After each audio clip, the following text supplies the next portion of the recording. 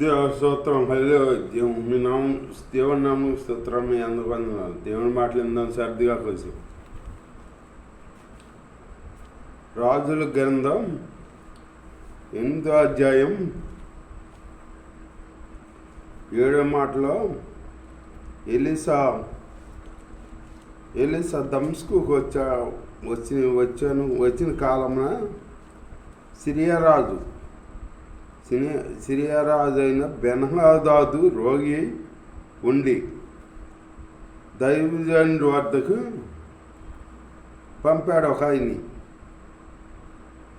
దైవజనుడు అయినా అక్కడికి వచ్చాడని తెలుసుకుని అహజ్యాయేలుని పిలిచి, నీవు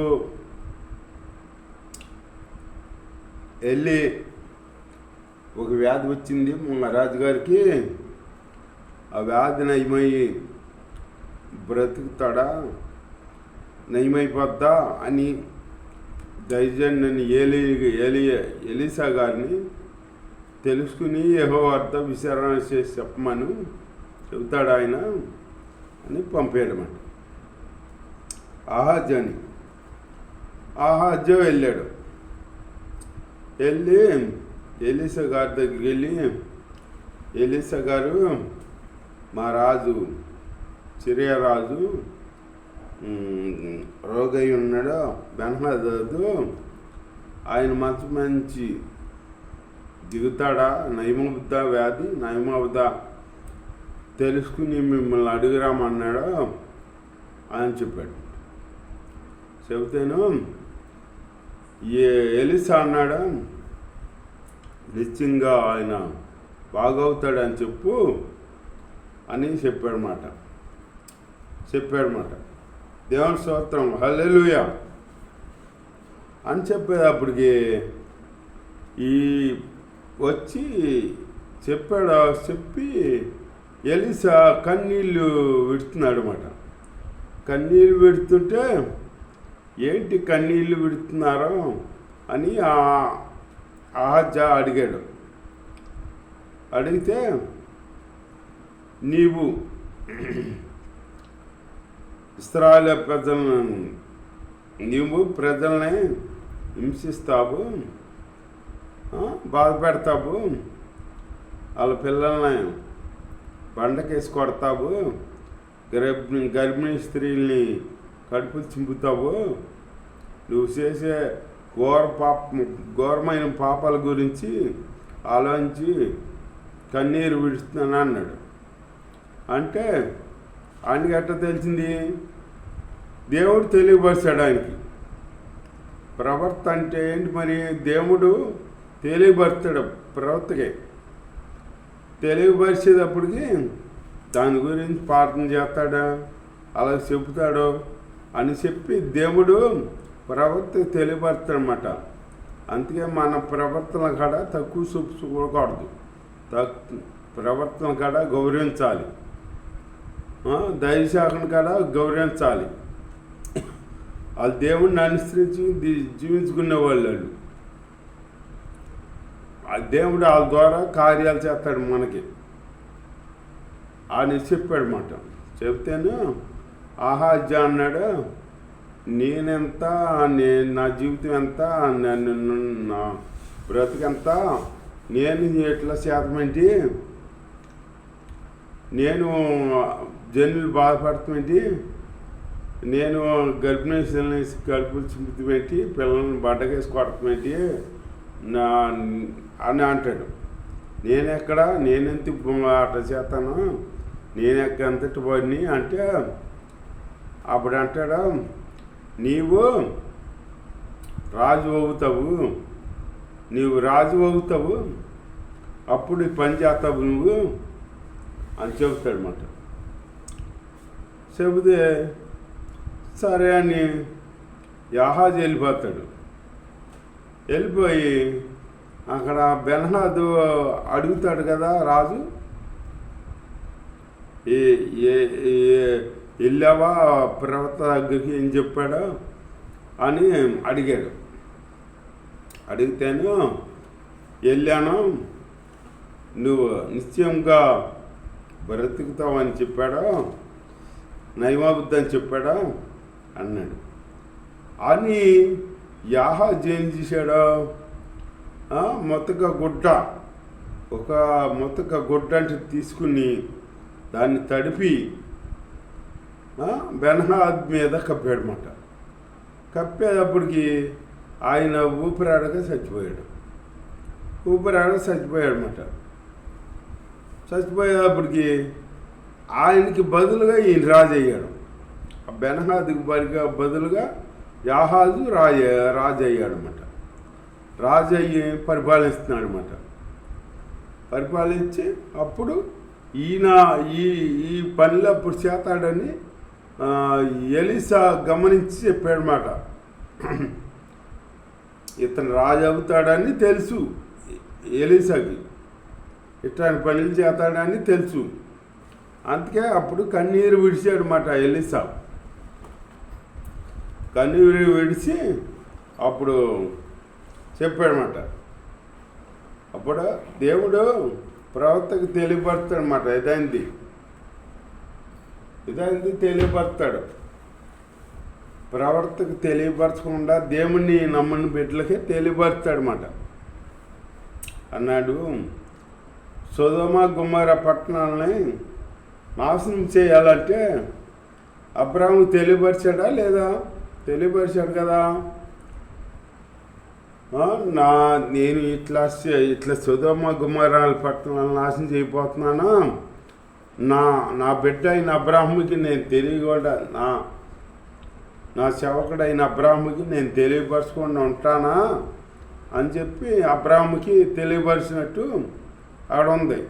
తెలియపరిస్తే అప్పుడు అబ్రాహాం ప్రార్థన చేశాడు కదా, అక్కడ 50 మంది ఉంటే రక్షిస్తావా, 40 మంది ఉంటే రక్షిస్తావా, 30 మంది ఉంటే రక్షిస్తావా, 20 మంది ఉంటే రక్షిస్తావా, 10 మంది ఉంటే రక్షిస్తావా అని ప్రార్థన చేశాడు.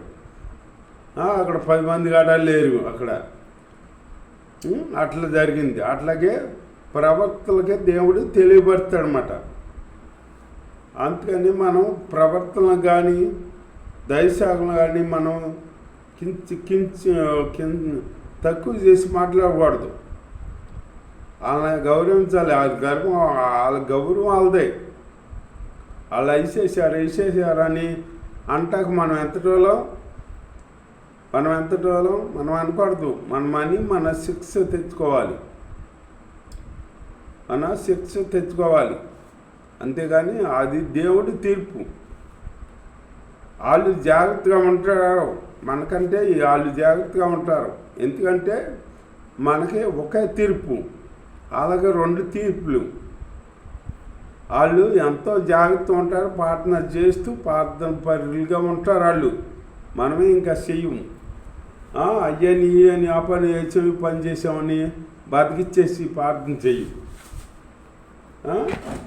అట్లాగే దేవుడి ప్రవర్తన కానీ దేవుడి సేవకులు కానీ ఏమనకూడదు మనం. అట్లా తెలియపరిచాడనమాట. తెలియపరుస్తాడు దేవుడి బిడ్డలకి. యేసయ్య తెలియపరుస్తాడు. ఆయనకి ఇష్టలుగా జీవించిన బిడ్డలకి ఎవరికైనా తెలియపరుస్తాడనమాట.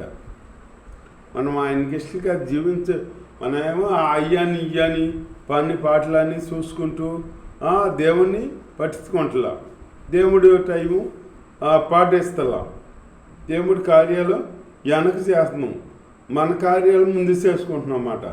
ముందు దేవుడి కార్యం చేయాలి, దేవుణ్ణి ప్రార్థన చేయాలి, లెగిత్తిమే దేవుని ప్రార్థన చేయాలి. రాత్రి అంతా కాపాడే తండ్రి నీ స్తోత్రం అని స్తోత్రాలు చెల్లించండి. ఈ పాటకాలం కాడ మీ కృపాస్తి తోడించి దాచి కాపాడండి స్తోత్రం చెల్లించాలన్నమాట. దేవుడితో మనం మొదలెట్టాలి మన ప్రయాణం. అంతేగాని లెగుతూ మనం ఏయో చేసుకుంటాం, లేకపోతే చెల్ల చూసుకుంటాం, ఇవన్నీ చేయకూడదు. ముందు దేవుని ప్రార్థన చేసుకోవాలి. రేత్రి అంతా మనం ఉన్నామంటే అది సరిపోయిన నిద్రయ్యిన వాళ్ళు నిద్రలోనే వెళ్ళిపోయేవాళ్ళు ఉన్నారు చాలామంది. దేవుడు కన్ను తెరపోతే కన్ను తెరచిపోతే ఏముందా, నిద్రలోనే వెళ్ళిపోతారు. అట్లాగే మనం కాపాడబడుతున్నాం అంటే దేవుడు కృపది, దేవుడు దీర్ఘశాంతం. మనం ఇంతవరకు ఇట్లా ఉన్నామంటే దేవుడు దీర్ఘశాంతమంతుడు, దేవుడు ప్రేమమయుడు. ఇంకా ఇంకా ఇంకా అని చూస్తాడు అన్నమాట. అంతేగాని నిన్ను మట్టుకి శిక్షించడు, నిన్ను దీవిస్తాకే చూస్తాడు. కాకపోతే నువ్వు మంచి మార్గాన్ని నడుచుకోవాలని దేవుడు ఆలోచన. దేవుని మార్గాన్ని నడుచుకుంటూ మనం జీవించాలి. అలాంటి జీవితం జీవిస్తూ దేవుడికి ఇష్టలుగా మనం ఉండాలన్నమాట.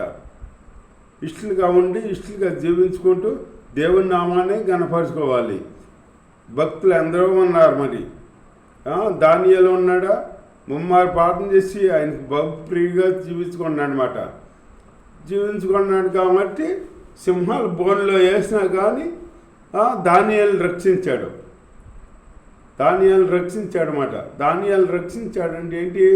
ఆయన ప్రార్థన. ఆయన ముమ్మారు ఎన్ని పనులను కానీ ఆపేసి ముమ్మారు ప్రార్థన చేసేవాడంట. అలాంటి గొప్ప భక్తుడు దానియేలు. అట్లాంటి వాళ్ళు భక్తులు ఎందరో ఉన్నారు. దావీదు ఉన్నాడంటే దేవుడి మాట తీసుకుంది ఏ పని చేసేవాడు కాదంట. దేవుడి మాట తీసుకుని అప్పుడే పలానా పని చేయాలంటే, పలానా చాటుకి యుద్ధానికి వెళ్ళాలంటే, రాజా ఈ యుద్ధానికి వెళ్ళనా వద్దా, వాళ్ళని నా చేతికి అప్పగిస్తావా లేదా అని దేవుడి దగ్గర విచారణ చేసి అప్పుడు దేవుడు ఏం చెబితే అది పాటించేవాడంట. అట్టగా పాటిస్తూ మనం కూడా జీవిస్తూ దేవుడికి ఇష్టంగా జీవించాలన్నమాట. అలాంటి జీవితం మనం జీవిస్తూ దేవుళ్ళ ముందుకు సాగుదాం. దేవుడి చిన్న మాటలు దీవించరు కాక. ఆమేన్. యేసయ్య మీలో ఎలా ఉండాలో తెలియపరిచేస్తాను. మీ స్తోత్రమునైనా నీ ప్రవర్తనైన మీ సేవకులైన తండ్రి, మేము నైనా పొన్నెత్తి మాట అనకుండా తండ్రి మంచిగా ఉంటే సహాయం చేయదు ఏంటి స్తోత్రం. వాళ్ళ ద్వారా మమ్మల్ని దీవిస్తే దేవుడు నీ తండ్రి మీ స్తోత్రం అట్టిలా జీసస్ పద్మేం కాడా తండ్రి మీ మీద పరిపూర్ణంగా అనుకుని మిమ్మల్ని గణపరుచుకుంటూ మహింపరుచుకుంటూ మీలో ఆత్మీయ వర్ధిల్లే జీవితం మాకు అనుగ్రహించి కాపాడు సహాయం చేయమని నజరేయుని యేసునామములో ప్రార్థన చేశారు. సహాయం చేస్తున్నదా స్తోత్రం పరం తండ్రి. ఆమేన్. ఇచ్చిన మాటలు దేవుని దీన్ని ఆమేన్. హల్లెలూయా. తండ్రి అయిన దేవుని ప్రేమ కుమారుని యేసుక్రీస్తు కృప పరిశుద్ధాత్మ అనుశాస్త్ర ఇక్కడ చేరిన లోకంలో సగల పరిశుద్ధ తోడై నడిపించరు గాక. ఆమేన్.